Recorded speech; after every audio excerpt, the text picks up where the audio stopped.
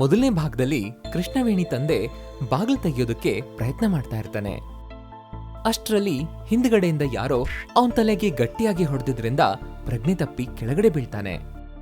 ಇಷ್ಟಕ್ಕೂ ಹೊಡೆದಿದ್ಯಾರು ಅನ್ನುವಂಥದ್ದನ್ನ ನಾವಿವತ್ತು ತಿಳ್ಕೊಳ್ಳೋಣ.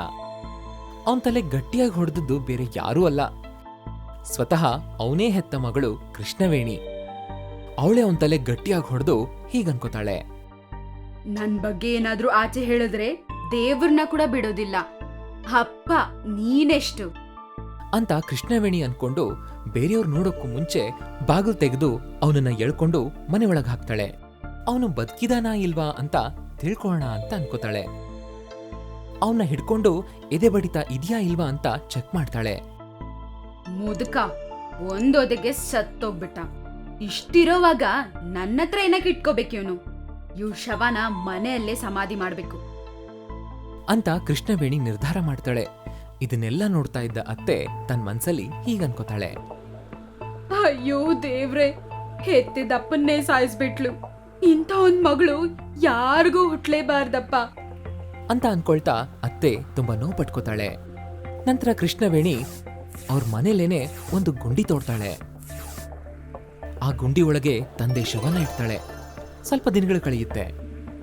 ಅತ್ತೆ ಪರಿಸ್ಥಿತಿನ ತುಂಬಾ ಜನ ನೋಡಿ ಮೋಸ ಹೋಗಿ ಸೋಷಿಯಲ್ ಮೀಡಿಯಾ ಮೂಲಕ ಅವಳಿಗೆ ಹಣನ ಕಳಿಸ್ತಾ ಇರ್ತಾರೆ.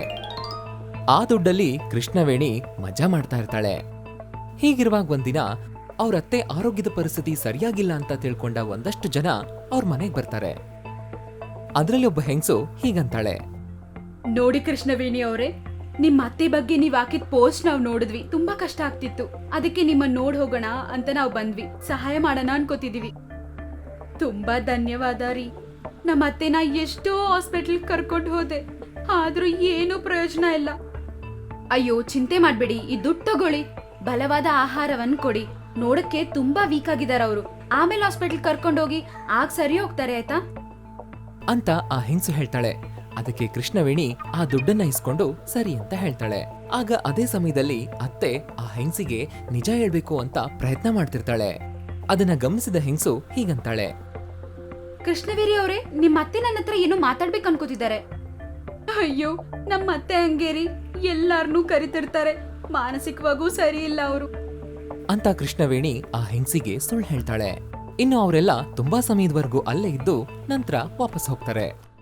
ಆದ್ರೂ ಆ ಹೆಂಗಸಿಗೆ ಕೃಷ್ಣವೇಣಿ ಮೇಲೆ ಸ್ವಲ್ಪ ಅನುಮಾನ ಇರುತ್ತೆ. ಅವ್ರ ಹಾಗೆ ಹೋದ್ಮೇಲೆ ಕೃಷ್ಣವೇಣಿ ಅತ್ತೆಗೆ ಹೀಗಂತಾಳೆ, ಏಯ್ ಮುದುಕಿ, ಏನೋ ಬಾಲ ಅಲ್ಲಾಡಿಸ್ತಿದ್ಯಾ?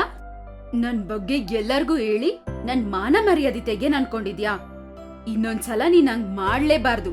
ನಿನ್ ಕತೆ ನೋಡ್ಕೋತೀನಿ ಅಂತ ತನಗಿಷ್ಟ ಬಂದ ಹಾಗೆ ಅವಳ ಕಾಲ್ಗೆ ತುಂಬಾ ಹೊಡಿತಾಳೆ. ಅದಕ್ಕೆ ಅತ್ತೆ ಕೂಗಿ ಕೂಗಿ ಸುಸ್ತಾಗಿ ನರಳ್ತಾ ಇರ್ತಾಳೆ. ಅಮ್ಮ ಬೇಡ ಅಮ್ಮ, ಹೊಡಿಬೇಡಮ್ಮ, ಹೊಡಿಬೇಡಮ್ಮ ಅಂತ ಅತ್ತೆ ಬೇಡ್ಕೊಳ್ತಾ ಇರ್ತಾಳೆ. ಆದ್ರೆ ಕನಿಕರನೇ ಇಲ್ಲದೆ ಇರೋ ಈ ಸೊಸೆ ಅವಳಿಗೆ ಚಿತ್ರಹಿಂಸೆನ ಕೊಡ್ತಾನೆ ಇರ್ತಾಳೆ. ಇನ್ನು ಆ ದಿನ ಕಳೆಯುತ್ತೆ. ಮಾರನೇ ದಿನ ಬೆಳಗ್ಗೆ ಆ ದುಡ್ಡು ಕೊಟ್ಟಿರೋ ಹೆಂಗಸು ಹೀಗನ್ಕೋತಾಳೆ, ನನ್ಗೇನೋ ಕೃಷ್ಣವೇಣಿ ಮೇಲೆ ಡೌಟ್ ಆಗಿದೆ. ಅವಳೇನೋ ಮಾಡ್ತಿದ್ದಾಳೆ. ಅವ್ರ ಅತ್ತೆ ನನ್ನ ಹತ್ರ ಏನೋ ಹೇಳ್ಬೇಕಂತ ಪ್ರಯತ್ನ ಪಡ್ತಿದ್ರು. ಅದನ್ನೂ ಅವಳು ಹೇಳಕ್ ಬಿಡ್ತಿಲ್ಲ. ಏನೋ ವಿಚಿತ್ರವಾಗಿದೆ, ಒಂದ್ಸಲ ಹೋಗ್ ನೋಡ್ಬೇಕು ಅಂತ ಆ ಹೆಂಗ್ಸ್ ಅನ್ಕೋತಾಳೆ. ಅನ್ಕೊಂಡ ಹಾಗೆ ಅವಳು ಆ ಮನೆಗೆ ಹೋಗ್ತಾಳೆ. ಆ ಸಮಯಕ್ಕೆ ಕೃಷ್ಣವೇಣಿ ಮನೆಗ್ ಬೀಗ ಹಾಕಿ ಹೊರಗಡೆ ಹೋಗಿರ್ತಾಳೆ. ಏನಿದು, ಅತ್ತೆನ ಮನೇಲಿ ಬಿಟ್ಟು ಲಾಕ್ ಹಾಕೊಂಡ್ ಹೋಗ್ತಿದ್ದಾಳೆ ಅಂತ ಅವಳು ಅನ್ಕೊಂಡು ಬಾಗ್ಲ ಹತ್ರಕ್ಕೆ ಹೋಗಿ ಬೀಗ ಮುರಿದು ಮನೆ ಒಳಗೆ ಹೋಗ್ತಾಳೆ. ವೀಲ್ ಚೇರ್ ಮೇಲೆ ಅತ್ತೆ ತುಂಬಾ ಗಾಯಗಳಿಂದ ನರಳ್ತಾ ಇರ್ತಾಳೆ. ಆ ಹೆಂಗಸಿಗೆ ತುಂಬಾ ಗಾಬರಿ ಆಗುತ್ತೆ. ಅಮ್ಮ ನೀವ್ ಚೆನ್ನಾಗಿದ್ದೀರಾ ಅಂತ ಹೇಳ್ತಾ ಇದ್ದ ಹಾಗೆ ಅತ್ತೆ ನಿಧಾನವಾಗಿ ಕಣ್ತೆಗಿತಾಳೆ. ದಾಹ ದಾಹ ಅವಳು ತಕ್ಷಣನೇ ಅವಳ ದಾಹನ ತೀರಿಸಿ ಮಾತಾಡ್ತಾ ಇದ್ದ ಹಾಗೆ ಅತ್ತೆಗೆ ಪ್ರಜ್ಞೆ ತಪ್ಪುತ್ತೆ. ಆಗ ಆ ಹೆಂಗಸು ತಕ್ಷಣಕ್ಕೆ ಅವಳನ್ನ ಹಾಸ್ಪಿಟ್ಲಿಗೆ ಕರ್ಕೊಂಡು ಹೋಗ್ತಾಳೆ. ಹೀಗಿರುವಾಗ ತುಂಬಾ ಹೊತ್ತಾದ್ಮೇಲೆ ಕೃಷ್ಣವೇಣಿ ಮನೆಗೆ ವಾಪಸ್ ಬರ್ತಾಳೆ. ಮನೆ ಬಾಗ್ಲು ತೆರೆದಿರೋದನ್ನ ನೋಡಿ ಕೃಷ್ಣವೇಣಿಗೆ ಗಾಬರಿ ಆಗುತ್ತೆ. ಒಳಗಡೆ ಹೋಗಿ ನೋಡ್ತಾಳೆ. ಒಳಗಡೆ ಅತ್ತೆ ಇಲ್ದಿರೋದನ್ನ ನೋಡಿ ಇನ್ನೂ ಗಾಬರಿ ಪಡ್ತಾಳೆ. ಅಯ್ಯೋ ಯಾರೋ ಬಾಗಿಲು ತೆಗೆದು ಒಳಗಡೆ ಹೋಗಿದ್ದಾರೆ. ನಾವ್ ಮತ್ತೇನ್ ಕಾಪಾಡ್ತಾರನ್ಸುತ್ತೆ. ಅಷ್ಟೇ, ನನ್ ಕತೆ ಎಲ್ಲಾ ಮುಗೀತು. ಏನ್ ನಡೀತಿದ್ಯೋ ಏನೋ, ಯಾರಿಗೂ ಗೊತ್ತಿಲ್ದೆ ಇಲ್ಲಿಂದ ಹೆಂಗಾದ್ರೂ ಎಸ್ಕೇಪ್ ಆಗ್ಬಿಡ್ಬೇಕು. ಅಂತ ಕೃಷ್ಣವೇಣಿ ಅನ್ಕೋತಾಳೆ.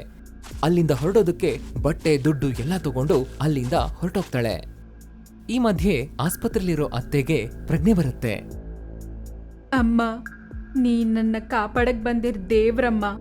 ನಿನ್ಗೆ ತುಂಬಾ ಧನ್ಯವಾದ ಅಮ್ಮ. ನನ್ನ ಸೊಸೆ ಒಳ್ಳೆಯವಳಲ್ಲ.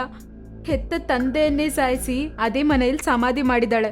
ನನ್ನೇನೋ ಹಿಂಗ್ ಬದಲಾಯಿಸಿ ಅಕ್ರಮವಾಗಿ ದುಡ್ಡು ಸಂಪಾದನೆ ಮಾಡ್ತಿದ್ದಾಳೆ ಅಂತ ಅತ್ತೆ ನಡೆದಿರೋ ಪೂರ್ತಿ ವಿಷಯನ ಅವಳಿಗೆ ಹೇಳ್ತಾಳೆ. ಆ ಮಾತನ್ನ ಕೇಳಿಸ್ಕೊಂಡ ಅವಳು ತುಂಬಾ ಆಶ್ಚರ್ಯ ಪಡ್ತಾಳೆ. ನೀವು ಭಯ ಪಡ್ಬೇಡಿ. ನಿಮ್ ಸೊಸೆಗೆ ಸರಿಯಾದ ಬುದ್ಧಿ ಹೇಳ್ಕೊಡ್ತಾರೆ ನನ್ ಗಂಡ ಪೊಲೀಸ್ ಆಫೀಸರ್ ಅಂತ ಹೇಳಿ ಅವಳಿಗೆ ಬೇಕಾಗಿರೋ ಊಟನ ಕೊಡ್ತಾಳೆ. ನಂತರ ಆ ಹೆಂಗಸು ಆಕೆ ಗಂಡ ವಿಕ್ರಮ್ಗೆ ಈ ಎಲ್ಲಾ ವಿಷಯನ ತಿಳಿಸ್ತಾಳೆ. ಅವನು ಆ ಮನೆಗೆ ಹೋಗಿ ಮನೆ ಪೂರ್ತಿ ಹುಡುಕಿ ಆ ಶವನ ಮುಚ್ಚಿಟ್ಟಿರೋ ಗುಂಡಿನ ಹುಡುಕ್ತಾನೆ. ಆಗ ಆ ಗುಂಡಿನ ಅಗದು ಶವನ ಹೊರಗಡೆ ತೆಗಿತಾರೆ. ಅದನ್ನ ನೋಡಿ ಅವರೆಲ್ಲ ತುಂಬಾ ಆಶ್ಚರ್ಯ ಪಡ್ತಾರೆ.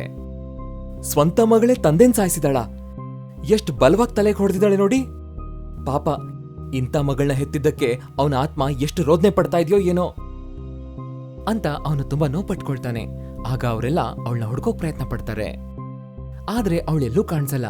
ಹೀಗೆ 1 ತಿಂಗಳ ಮೇಲೆ ಕಳೆಯುತ್ತೆ. ಅತ್ತೆ ಆರೋಗ್ಯ ಸುಧಾರಿಸ್ತಾ ಬರುತ್ತೆ.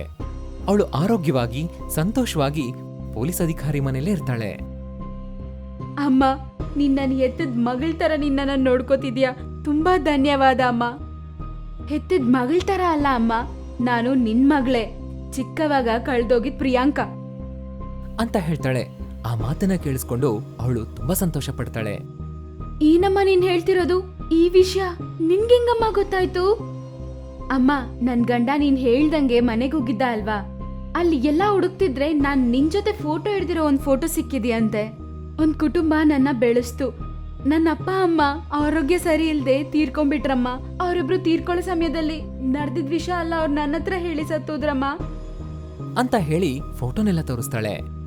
ಅದನ್ನೆಲ್ಲ ನೋಡಿ ಅವಳು ಸಂತೋಷ ಪಡ್ತಾಳೆ.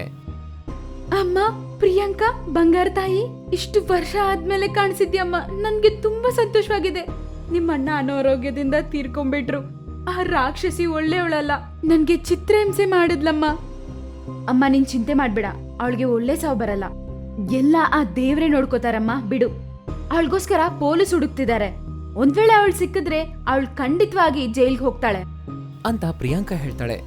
ಹೀಗಿರುವಾಗ ಮನೆಯಿಂದ ದುಡ್ಡು ತಗೊಂಡು ಹೋದ ಕೃಷ್ಣವೇಣಿ ಪರಿಸ್ಥಿತಿ ತುಂಬಾ ಕೆಟ್ಟದಾಗಿರುತ್ತೆ. ಎಲ್ಲಾ ದುಡ್ಡನ್ನು ಖರ್ಚಾಗಿರುತ್ತೆ. ದಿಕ್ಕಿಲ್ದಿರೋ ಪರಿಸ್ಥಿತಿ ಆಗಿರುತ್ತೆ. ಹೀಗೆ ದಿಕ್ಕಿಗಿರೋ ರೋಡ್ನ ಅಲಿತಾ ಇರ್ತಾಳೆ. ಭಿಕ್ಷೆ ಬೇಡೋಕ್ ಶುರು ಮಾಡ್ತಾಳೆ. ರೋಡ್ ಮೇಲೆ ಹೋಗೋ ಬರೋರ್ ಹತ್ರ ಅಪ್ಪ ಧರ್ಮ ಮಾಡಿ, ಅಣ್ಣ ಧರ್ಮ ಮಾಡಿ ಅಂತ ಭಿಕ್ಷೆ ಬೇಡ್ತಿರ್ತಾಳೆ. ಅವಳು ಇಷ್ಟೆಲ್ಲ ಮಾಡ್ತಿದ್ರೂನು ಅವಳ ಮನ್ಸಲ್ಲಿ ಯಾವುದೇ ನೋವಿರೋದಿಲ್ಲ. ಹೀಗೆ ಸ್ವಲ್ಪ ದಿನಗಳು ಕಳೆಯುತ್ತೆ. ಕೃಷ್ಣವೇಣಿ ಆರೋಗ್ಯ ಹಾಳಾಗಿರುತ್ತೆ. ಕೃಷ್ಣವೇಣಿಗೆ ಆಗ ಅರ್ಥ ಆಗುತ್ತೆ, ಅಯ್ಯೋ, ದುಡ್ಡು ಬೇಕಂತ ನಾನು ತುಂಬಾ ತಪ್ಪು ಮಾಡ್ಬಿಟ್ಟೆ. ನನ್ನ ಹೆತ್ತ ತಂದೆನೇ ಸಾಯಿಸ್ಬಿಟ್ಟೆ. ಅತ್ತೆಗೆ ಚಿತ್ರಹಿಂಸೆ ಕೊಟ್ಟೆ. ಅದ್ರಿಂದಾನೇ ನನ್ಗೆ ಈ ಗತಿ ಬಂದಿದೆ ಅಂತ ಕೃಷ್ಣವೇಣಿ ಅಳ್ತಾ ನೋವು ಪಟ್ಕೋತಾಳೆ. ಹೀಗೆ ಅಳ್ತಾನೆ ಅವಳು ಸತ್ ಹೋಗ್ತಾಳೆ. ಅದೆಷ್ಟೋ ಪಾಪ ಮಾಡಿದ್ದ ಕೃಷ್ಣವೇಣಿಗೆ ಕೊನೆಗೆ ನಾಯಿ ಸಾವೇ ಆಗುತ್ತೆ. ಎಷ್ಟೇ ಕಷ್ಟಪಟ್ರೂ ಕೊನೆಗೆ ಅತ್ತೆ ತಾನ್ ಹೆತ್ತ ಮಗಳ ಹತ್ರನೇ ಸೇರ್ಕೋತಾಳೆ. ಅಲ್ಲಿ ಅವಳನ್ನ ಮಗಳು ಮತ್ತೆ ಅಳಿಯ ತುಂಬಾ ಸಂತೋಷದಿಂದ ನೋಡ್ಕೊಳ್ತಿರ್ತಾರೆ. ಹೀಗೆ ಅವಳು ಸಂತೋಷದಿಂದ ದಿನಗಳನ್ನ ಕಳೀತಿರ್ತಾಳೆ. ಕೃಷ್ಣವೇಣಿ ಸತ್ತು ಹೋಗಿರೋ ವಿಷಯ ಅವ್ರಿಗೆ ತಿಳಿಯುತ್ತೆ. ಕೃಷ್ಣವೇಣಿ ಸತ್ತು ಹೋಗಿದ್ದಕ್ಕೆ ಅತ್ತೆ ತುಂಬಾ ನೋವು ಪಟ್ಕೋತಾಳೆ. ಅಯ್ಯೋ, ಕೃಷ್ಣವೇಣಿ ಪಾಪ ಅನ್ಯಾಯವಾಗಿ ಸತ್ತೋದ್ಲು.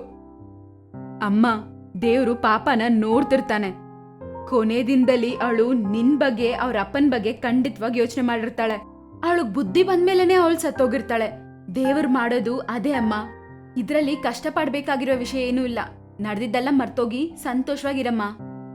ಅದಕ್ಕೆ ಅತ್ತೆ ಸರಿ ಅನ್ನೋ ರೀತಿಲಿ ತಲೆ ಆಡಿಸ್ತಾಳೆ. ಆಗ ಅವರು ಸಂತೋಷದಿಂದ ಇರ್ತಾರೆ. ಈ ಸ್ಟೋರಿ ನಿಮ್ಗೆ ಇಷ್ಟ ಆಗಿದ್ರೆ ಲೈಕ್ ಮಾಡಿ, ಕಮೆಂಟ್ ಮಾಡಿ.